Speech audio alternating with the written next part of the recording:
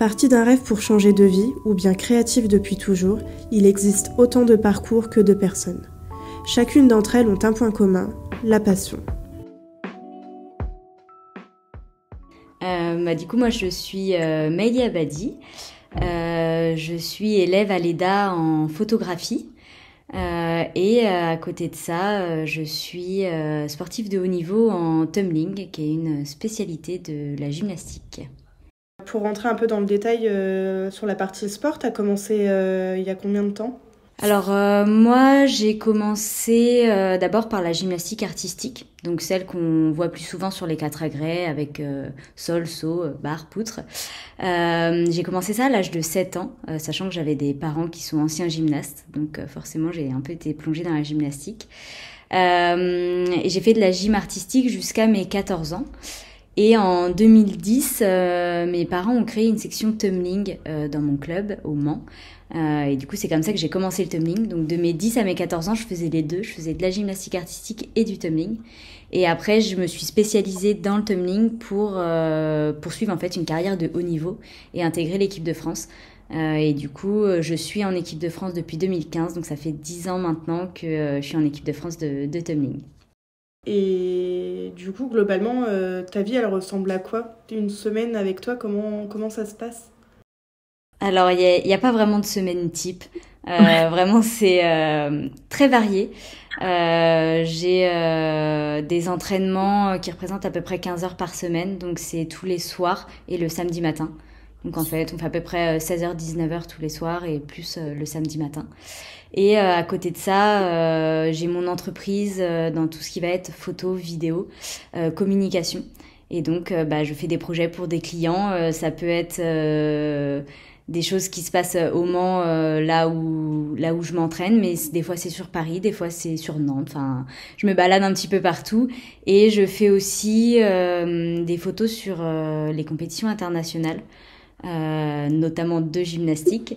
Et du coup, j'ai déjà été amenée à aller au Portugal, par exemple, pour photographier un championnat du monde de gymnastique acrobatique. Donc l'idée, c'est un petit peu ça aussi à travers ma profession et à travers la photo, c'est de pouvoir, une fois que j'aurai terminé ma carrière, continuer à avoir un pied dans ce milieu-là à travers la photo, en continuant à faire les compétitions internationales, mais du coup avec une autre casquette. Donc c'est vraiment l'idée et aujourd'hui ça m'est déjà arrivé d'avoir une double casquette sur des compétitions. Par exemple sur les derniers championnats de France où je faisais la compétition en tant qu'athlète et en dehors de mes passages de compétition, je photographiais pour la Fédération française de gymnastique la compétition. Donc c'est une chose que j'aime bien aussi, avoir cette double casquette et ça rythme bien mes journées et mes week-ends. Donc c'est jamais la même chose et c'est ça que j'aime bien aussi. Ouais, ça te fait un planning du coup bien chargé. Ouais, un planning bien chargé et surtout une diversité dans ce que je fais. C'est pas un 9h 17h classique, on va dire enfermé dans un bureau. Forcément, il y a des moments de post-traitement, de choses comme ça, voilà, qui se font en bureau où c'est un peu plus traditionnel, on va dire, mais j'aime bien pouvoir bouger, avoir cette liberté d'avoir des projets différents en fait les uns des autres et je m'arrête tout ce qui est gymnastique. Enfin voilà, je fais aussi de la photo, de la vidéo pour des entreprises ou des choses comme ça. J'ai aussi travaillé pour la fédération de tennis de table, donc pour d'autres sports. Mais c'est vrai que ouais, tout ce qui est en lien avec le sport et notamment le sport de haut niveau. Voilà, quand j'ai fait la fédération de tennis de table, j'ai photographié l'équipe de France qui partait pour les championnats du monde avec les frères Lebrun. Donc c'est vrai que c'est ce que j'aime en fait, être dans ce milieu du haut niveau. Donc je trouve ça génial de pouvoir le continuer derrière quand j'aurai fini ma carrière à avoir toujours un pied là-dedans, mais par ma profession quoi. Oui, puis le fait d'avoir déjà un pied dedans, c'est peut-être aussi plus simple pour trouver des contrats. Alors c'est vrai que pour la gym forcément je connais pas mal les personnes qui travaillent à la fédération de gym, donc sur les compétitions, moi en tant qu'athlète, j'avais déjà rencontré les personnes qui travaillaient à la communication de la fédération, des choses comme ça, donc forcément c'est vrai que ça aide à avoir un premier contact. Et puis après, c'est vraiment la qualité de mon travail et surtout ma réactivité qui font qu'ils font appel à moi maintenant. Et c'est vrai que je pense que mon œil d'athlète et de gymnaste, ça apporte un plus parce que Je sais ce que moi, en tant qu'athlète, j'attendrais comme type de photo. Je sais où me placer pour avoir le visage des personnes. Enfin, c'est vrai que c'est assez spécifique la gym pour prendre en photo, donc je sais où me placer pour avoir le meilleur angle, ce genre de choses. Donc c'est sûr que c'est un plus de faire ça, enfin d'avoir cette double casquette en fait.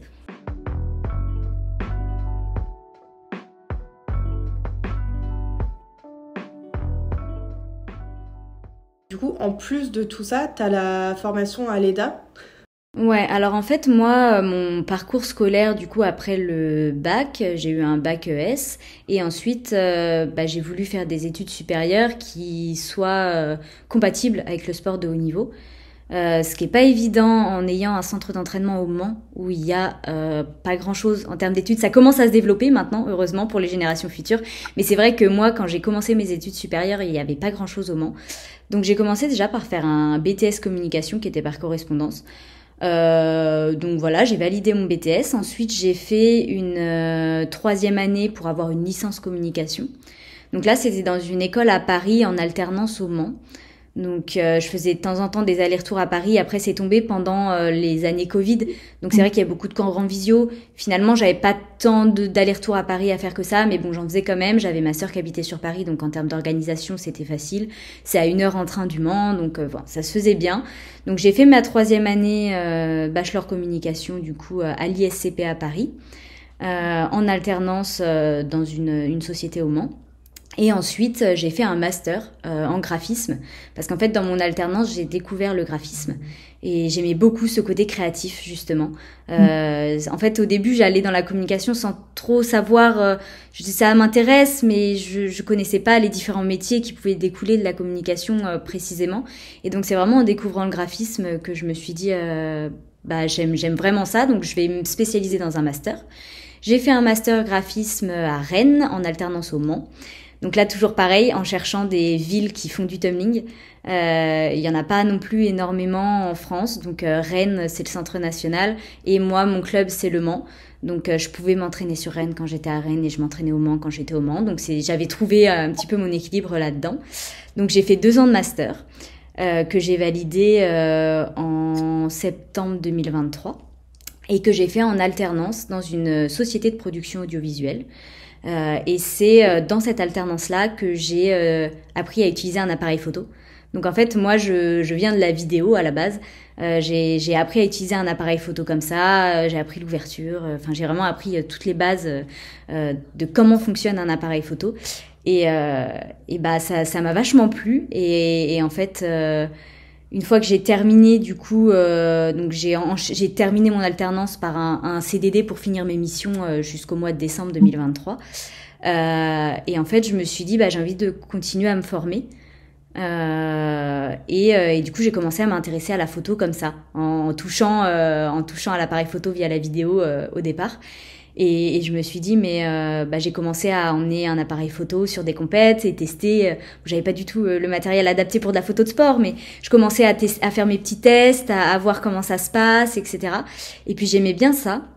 Donc je me suis dit, moi j'aime me former, j'aime apprendre de nouvelles choses. Donc je me suis dit, je vais essayer de voir si je peux trouver une formation en photo pour vraiment apprendre spécifiquement pour la photo et du coup pour que ça soit compatible avec mon sport, quelque chose en ligne, c'est vrai que ça donne une flexibilité, je peux apprendre quand je veux, je peux m'organiser en fonction de mes entraînements et en fonction de mon emploi du temps. Donc c'est comme ça que j'ai découvert l'EDA en fait en recherchant un petit peu des écoles de photo en ligne. J'avais vu notamment l'EDA au salon de la photo cette année-là. Donc j'avais repéré le nom, enfin voilà, au salon de la photo, c'est vrai que j'avais regardé un petit peu ce qui pouvait se faire et tout ça, et j'ai découvert l'EDA au salon de la photo, donc j'avais pris les informations sans pour autant m'inscrire au moment du salon de la photo, vraiment j'étais en moment de recherche, on va dire. Et puis après je me suis dit j'ai quand même vraiment envie de me former à ça, donc je vais m'intéresser un petit peu plus à ce que fait l'EDA. Et du coup c'est comme ça que je me suis inscrite à la formation photographe en fin 2023, même si au début c'est vrai que je me suis inscrite un petit peu tôt parce que j'ai pas pu commencer tout de suite, on va dire, mais j'ai vraiment commencé en fait en janvier 2024 à me former. à me former et tout en continuant mon sport à côté et en apprenant plein de choses sur la photo et en fait moi le fait d'avoir une autre activité à côté que le sport, alors déjà le sport je fais du tumbling, c'est pas olympique, j'en vis pas, et ça me permet d'avoir un équilibre. Je me verrais pas faire que du tumbling parce que si ça va pas, s'il y a une période où ça va moins bien physiquement, où j'y arrive pas, ou voilà, bah tout au monde s'écroule quoi. Donc je préfère avoir quelque chose à côté. Et en fait, là où j'ai vraiment démarré la professionnalisation dans le monde de la photo, c'était au moment des championnats d'Europe qui se sont déroulés en avril 2024. Sur ces sélections-là, bah, je venais de faire les championnats du monde, donc je savais que j'avais la possibilité d'être dans les 4 qui seront dans l'équipe, mais en même temps, on était un collectif de 10 gymnastes et je pouvais aussi très bien ne pas être dans les 4. Et en fait, je m'étais dit, bah, si je fais pas les championnats d'Europe en tant qu'athlète, j'essaierai de les faire en tant que photographe. Et pour un petit peu enlever cette pression de, il faut absolument que je fasse les Europes en tant que gym, etc. Donc malheureusement, j'ai pas été dans l'équipe sur cette fois-là parce que bah, je savais que j'étais un petit peu juste pour être dans les 4. Et donc là, j'ai commencé à me dire, bon bah ok, je connais les gens de la communication de la Fédé, je leur demandais s'ils peuvent me donner les contacts du photographe avec lequel la fédération travaille, voir si je peux essayer d'avoir une accréditation, quoi. Et du coup, c'est comme ça que je suis rentrée en contact avec Thomas Schreier, qui est un photographe allemand qui bosse beaucoup sur les compétitions internationales pour la Fédé française. Et qui a été hyper ouvert avec moi et qui m'a aidé en fait à obtenir une accréditation sur ces championnats d'Europe. Et après, moi, je me suis organisée par moi-même pour aller là-bas, parce que là, pour le coup, la fédération n'était pas mon client, c'était le client de l'autre photographe, justement. Donc en fait, moi, j'y suis allée par mes propres moyens pour me dire, bah, je veux me faire une expérience, tout ça. Et c'est à ce moment-là du coup que j'ai investi dans un 70-200 en termes de matériel pour avoir vraiment quelque chose, pas arriver avec mon petit 16-55 sur un championnat d'Europe, quoi, pour avoir un matériel qui tient la route et pouvoir faire des photos qui me conviennent. Donc c'est comme ça que je suis allée aux Europes par moi-même. Et en fait, pour revenir un tout petit peu en arrière, j'ai commencé à être correspondante locale de presse pour l'Ouest France, à peu près en même temps. Et en fait, du coup, ce que je faisais, c'est que je faisais à la fois de la photo et à la fois des articles pour le Ouest France pendant ces championnats d'Europe, ce qui m'a finalement remboursé mon déplacement. J'ai pas gagné d'argent à le faire, mais j'en ai pas perdu non plus. Donc c'était vraiment une super expérience. Et en fait, ce que j'ai fait pour me faire connaître, pour montrer mon travail, etc., c'est que j'ai pris tous les Français qui avaient de la délégation, donc tumbling et trampoline, parce qu'on fait nos compétitions avec le trampoline. Et en fait, j'ai tout envoyé gratuitement aux gymnastes. Sur un groupe où il y a les gymnastes, les responsables techniques de la fédération, tout ça, enfin voilà. Et j'ai tout envoyé en disant, bon bah voilà, taguez-moi, etc. si vous les utilisez, enfin avoir le crédit photo et tout ça. Mais c'était ma première expérience, j'étais vraiment là pour prendre de l'expérience, donc j'ai envoyé quoi. Et en fait, j'ai vraiment bien fait de faire ça parce que c'est comme ça que finalement la fédération m'a repérée et s'est dit bah en fait ce qu'elle fait c'est vraiment bien, ces photos elles sont bien, et je pense que de l'avoir amené comme ça, juste être là en mode je montre mon travail et ils voient ce que je fais, et ben derrière ça a découlé sur énormément de contrats avec la fédération, donc ça c'est vraiment bien. Donc c'est vraiment cette expérience-là, donc avril 2024, où j'ai commencé à faire des contrats pour mes premiers clients quoi en photo. Et du coup, si je reviens sur tout ce qui est correspondance pour le Ouest France, ça a démarré après les championnats du monde. Donc en fait, j'ai fait les championnats du monde en novembre 2023, où on fait des super résultats, on fait vice-championne du monde par équipe. Et du coup, forcément, la presse s'intéresse à ce résultat-là, ce qui est génial parce que tout le monde, on s'intéresse pas souvent au tumbling, donc c'est vrai qu'il faut faire des bons résultats pour qu'ils s'intéressent à nous. Et du coup, il y avait un journaliste et un photographe qui sont venus à la salle pour faire des interviews de Candy et moi parce qu'on était 2 Sartoises dans l'équipe. Sur cette médaille mondiale, sachant que Candy en plus avait été championne du monde individuelle, donc il s'était déplacé pour en fait cet événement-là. Et c'est là où je venais de m'inscrire à l'EDA, ou enfin j'y étais presque ou quoi, donc je m'intéressais à la photo. Donc je me suis dit, le fait qu'il y ait un photographe, je vais lui poser des questions en lui demandant comment il en est arrivé là, comment ça fonctionne, etc. Donc en fait, je suis rentrée en contact avec Dominique Breugnot, qui est le photographe officiel pour les sports en Sarthe pour l'Ouest France, et qui m'a un peu pris sous son aile en m'expliquant les choses, en m'emmenant avec lui sur certains projets photos pour me montrer comment il travaillait, etc. Et en fait, de fil en aiguille, je suis rentrée en tant que correspondante locale de presse pour l'Ouest France à ce moment-là. Et du coup, en photo pour tout ce qui est sport. Pour le coup, je fais pas que de la gym. Je vais faire, s'ils ont besoin de moi, sur un week-end, sur un match de foot, de hand, peu importe, voilà, je vais le faire. En plus, étant donné que moi, une expertise dans le tumbling dans la gym, je fais des articles et en fait je suis responsable de tout ce qui est tumbling en Sarthe, vu que forcément vu que je fais les compètes et tout, je connais le planning, etc. Je leur propose les sujets et c'est moi qui fais tous les articles bilan des compétitions. Donc en fait je fais à la fois de la rédaction, à la fois de la photo pour l'Ouest France. Et du coup, depuis officiellement, ça doit être mars-avril 2024. Je fais ça pour eux, et en fait, ce qui fait qu'à chaque compétition, en plus de faire des fois des photos pour la Fédé, en plus je vais faire l'article pour l'Ouest France qui va avec. Et j'essaye un petit peu grâce à ce travail-là, de mettre en avant le tumbling, qui est une discipline qui est vraiment pas mise en avant. Donc je me dis, c'est l'occasion de le mettre en avant.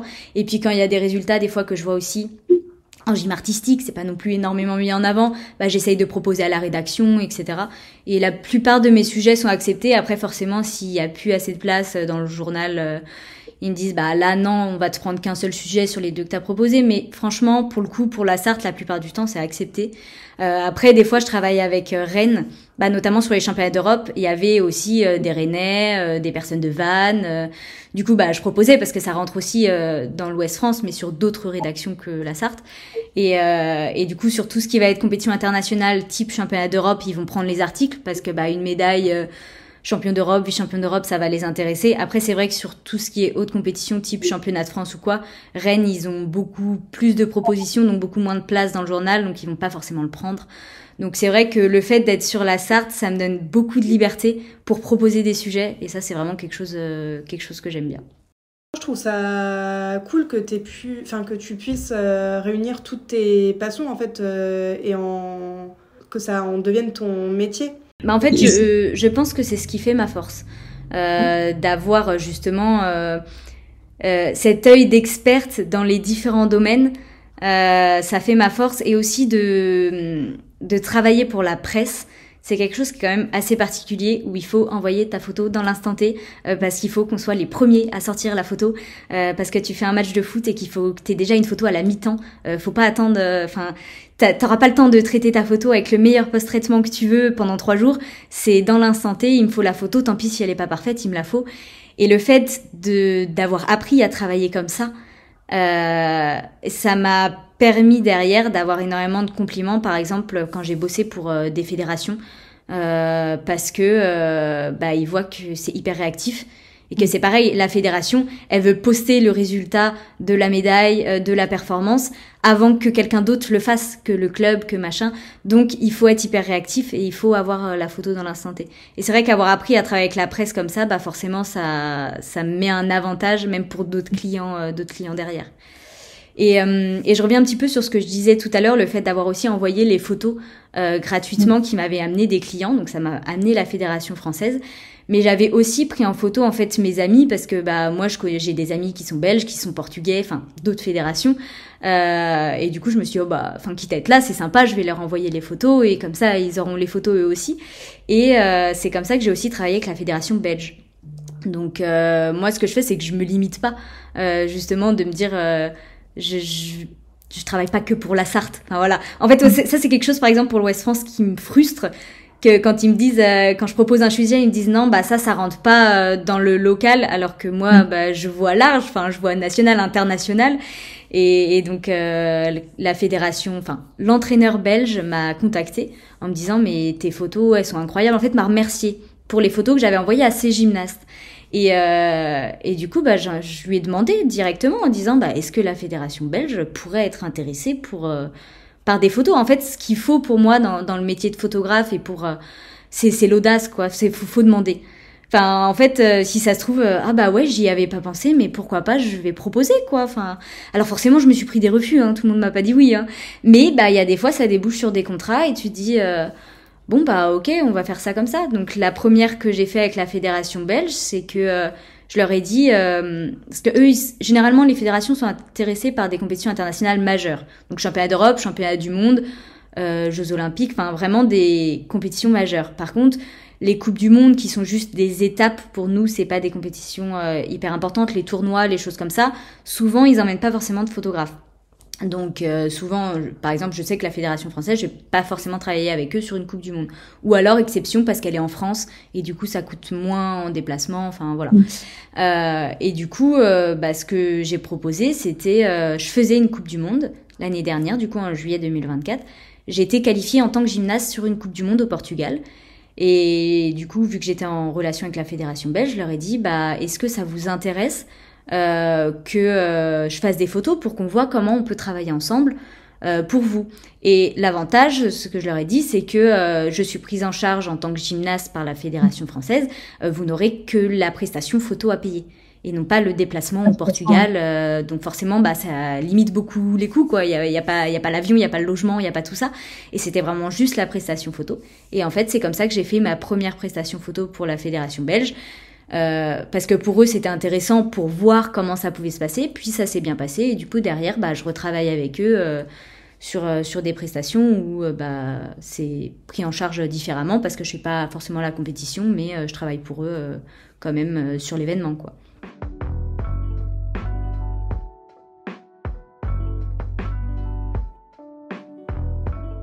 On peut avoir des conventions de stage pour faire justement des expériences sur le terrain pendant la formation.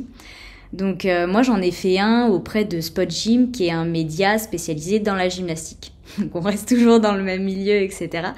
Mais c'est spécialisé dans la gymnastique et un petit peu les sports acrobatiques. Et en fait ce qui est génial avec ce stage, c'est que j'ai notamment eu l'opportunité d'aller à l'INSEP. Donc pour avoir des accès à l'INSEP, pour ceux qui connaissent pas, c'est le grand temple des champions français, on va dire, où il y a toutes les disciplines beaucoup de disciplines olympiques qui s'entraînent avec différents sports. Et du coup, en fait, j'ai eu l'occasion de passer une journée là-bas et de faire des photos à la fois de la gym artistique, du trampoline et aussi du plongeon. Donc, c'était vraiment hyper intéressant parce que moi, le plongeon, je découvrais forcément, c'est acrobatique, donc ça reste, on va dire, dans l'esprit de la gym, etc. Mais c'est quand même différent, enfin. Au début, j'avais un peu du mal à cadrer et à me rendre compte à quelle hauteur ils allaient aller pour redescendre parce que j'ai pas l'habitude, quoi. Donc il y a eu un petit temps de scaler, etc. Mais c'est vrai que c'était aussi une super expérience de voir d'autres disciplines, de pouvoir avoir des accès à des sites d'entraînement un peu exceptionnels comme ça. Et puis j'ai fait aussi, je me suis aussi déplacée à Saint-Étienne pour une revue d'effectifs en gym. Où j'ai fait quand même du contenu qui était assez intéressant et puis des compétitions autres un peu plus locales, on va dire, qui se sont très bien passées et tout, et c'est vrai que ça m'a permis de faire plus d'événements que si j'avais pas fait le stage, parce que là du coup je travaillais vraiment pour le média, donc je faisais vraiment toutes les compétitions pendant cette période-là. Je crois que c'était 2 mois, si je me trompe pas. Je sais plus exactement. Il me semble que c'était 2 mois. Où du coup, c'est vrai que je me déplaçais pas mal sur des compètes, des événements et tout. Et forcément, t'acquiers de l'expérience dans ta façon de traiter les photos, dans ta façon de mettre tes métadonnées sur tes photos. Et en fait, au fur et à mesure, plus il y a d'expérience, plus on devient bon dans ce qu'on fait, quoi. Et forcément, ce stage, ça m'a apporté encore de l'expérience en plus.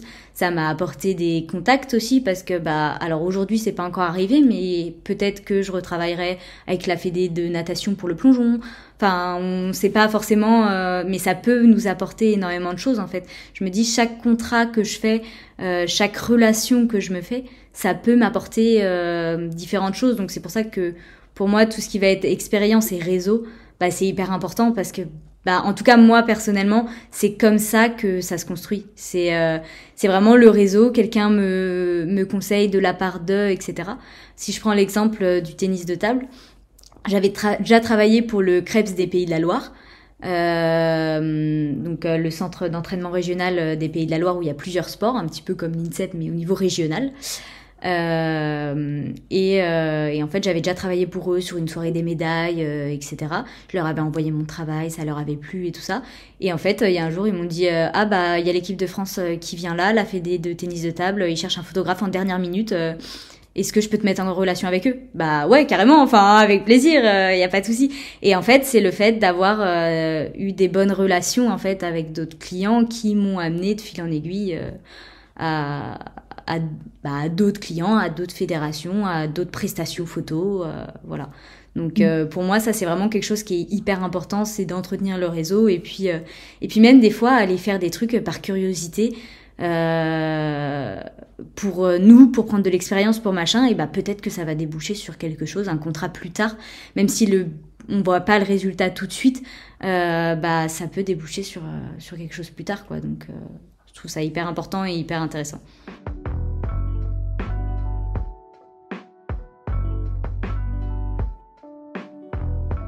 Qu'est-ce que tu conseillerais à quelqu'un qui est, dans ton cas, qui fait du sport de haut niveau et qui voudrait se lancer dans la photo? Pour moi, après qu'on fasse du sport ou qu'on fasse pas du sport, enfin peu importe, peu importe notre domaine d'expertise, voilà. Je pense que c'est plus facile de commencer dans un domaine où on a de l'expertise, justement. Mais par exemple, si tu as travaillé des années en restauration, peut-être que tu as de l'expertise dans la restauration et commencer là-dedans, ça va t'aider. Enfin voilà, moi c'est le sport, donc forcément commencer là-dedans, ça va m'aider. Derrière, j'ai fait de la photo de bâtiment pour une entreprise, enfin des trucs qui n'ont vraiment aucun rapport avec le sport. Je ne fais pas que ça, mais d'ailleurs c'est même pas forcément ce qui me rémunère le mieux. Tout ce qui est sport, etc. Mais en tout cas, c'est ce que je préfère faire. Et plus j'ai de contrats en lien avec le sport, plus j'adore ce que je fais, quoi. Enfin, voilà. Donc pour moi, c'est de commencer dans un truc qui nous passionne et de se dire ah ouais, j'ai trop envie de le faire, même juste pour moi, pour mon expérience gratuitement au départ, j'ai envie de le faire. Et après, au fur et à mesure, je le professionnalise. Mais déjà, dans un premier temps, j'ai envie de le faire. J'ai envie de voir mon travail, d'avoir des photos de cet événement, de ce restaurant, de peu importe, de ce concert, si t'es dans la musique, enfin voilà. Donc pour moi, c'est de commencer par la passion en fait, par qu'est-ce que j'ai envie d'avoir comme photo, qu'est-ce que j'ai envie de faire, dans quoi j'ai envie de me développer. Puis après, je pense que ça, de relation en relation, ça va se faire naturellement, quoi. Et pour finir, est-ce que, c'est quoi tes projets pour la suite? J'ai plein de projets. Eh on va savoir. J'ai toujours plein de projets. Après, je prends les opportunités qui s'adressent à moi aussi. Voilà, je suis fermée à aucune opportunité, même si, je fais pas que de la photo, je fais aussi de la vidéo, je fais aussi du graphisme, des brochures, des flyers, enfin voilà. Donc je suis vraiment ouverte à toutes les opportunités. Je commence à avoir pas mal de cordes à mon arc justement pour faire des prestations complètes et proposer plusieurs choses et plusieurs prestations aux entreprises. Mais forcément, mon objectif, moi, c'est de me développer dans tout ce qui va être en lien avec le sport et le haut niveau, surtout, pour pouvoir continuer à faire des compètes à droite, à gauche en tant que photographe, parce que c'est vraiment très sympa pour en avoir fait plusieurs maintenant, là, depuis 1 an et demi. Donc c'est vraiment de continuer là-dedans et mon objectif principal, ça serait de faire les Jeux. Vraiment, voilà, faire les Jeux Olympiques, mais vraiment que ça soit d'été, d'hiver, parce que je me dis ceux d'hiver, ils sont en 2030 en France, peut-être que je peux avoir une opportunité sur cela. 2028, je sais pas, est-ce que c'est dans trop peu de temps, est-ce que c'est faisable? En tout cas, c'est vraiment un objectif de me dire, moi, ma discipline, en tant que gymnaste, n'est pas olympique. Le tumbling, c'est pas une discipline olympique. Donc, je peux rêver de championnat du monde, je peux rêver de championnat d'Europe, je ne peux pas rêver de Jeux Olympiques. Donc, en fait, le faire à travers mon travail, ça serait vraiment incroyable de me dire, en fait, j'ai quand même réussi à faire les Jeux. D'une autre manière. Voilà, mais j'ai quand même réussi à faire les Jeux parce que en tant que sportif, ça reste le Graal, quoi. Donc ça c'est, on va dire, l'objectif principal. Et du coup, il y a plein de petites pierres. On commence par des championnats d'Europe, des championnats du monde, etc. Et puis ça se fait au fur et à mesure. Écoute, en tout cas, c'est ce que je te souhaite. Bah merci. Et aussi, je voulais rajouter par rapport à... En fait, faut oser et pas se limiter pour moi justement au local ou quoi que ce soit. Faut oser rêver grand parce que moi, ma toute première accréditation sur une compétition, c'était un championnat d'Europe. J'ai pas forcément cherché à aller sur la compétition départementale du coin. C'était, voilà, je suis allée prendre les contacts là où j'avais envie d'aller. Et c'était sur un championnat d'Europe. Et bah voilà. Et après, j'ai fait aussi des trucs régionaux. Enfin, il n'y a pas de souci avec ça. Mais pour moi, c'est oser rêver grand. Et c'est pas parce que c'est soit une grande entreprise, soit, enfin voilà, quelque chose qui nous fait rêver un petit peu de loin que bah on peut pas le contacter, on peut pas travailler pour eux quoi. Donc pour moi, faut rêver grand et puis il faut y aller et on se prendra des refus forcément. Mais il y aura aussi des opportunités qui vont se créer et parce que pour moi les opportunités ça se crée aussi et des choses qui vont découler qui seront géniales quoi. Ok, trop bien. Belle note de fin. Et où est-ce qu'on peut te retrouver? On peut suivre ton travail sur Instagram ou tu as un site internet? On peut suivre mon travail sur Instagram, c'est maëlie-abadi, où j'ai à la fois mon contenu avec les prestations photos que je fais et enfin tout ce qui c'est très en lien avec la gym pour le coup sur mon Instagram, avec les prestations photos que je fais pour la gym, mais également moi un petit peu mon parcours d'athlète. Je partage les deux sur Instagram. Et après sur LinkedIn, on va retrouver donc pareil Maëlie Abadi. On va retrouver un peu plus d'autres prestations aussi que je peux faire. Par exemple le tennis de table, je vais en parler. Pas forcément sur mon Insta, mais je vais en parler sur LinkedIn, les différentes prestas que je peux faire. Voilà, on peut me retrouver globalement sur ces deux réseaux-là. Ok, bon, c'est bon à savoir si quelqu'un a envie de te contacter à la suite du podcast. Tout à fait. Et avec plaisir pour me contacter, pour travailler ensemble. On peut échanger, aucun souci. Parfait. Bah, merci beaucoup d'avoir répondu à cette interview. Je te souhaite plein de beaux projets pour la suite et de toute façon, on va suivre ça de très près. Merci à toi pour m'avoir invité sur le podcast. Si vous avez aimé ce podcast, pensez à vous abonner pour ne rien manquer des prochains épisodes. À bientôt pour découvrir de nouvelles histoires avec l'EDA, l'école à distance d'art appliqué.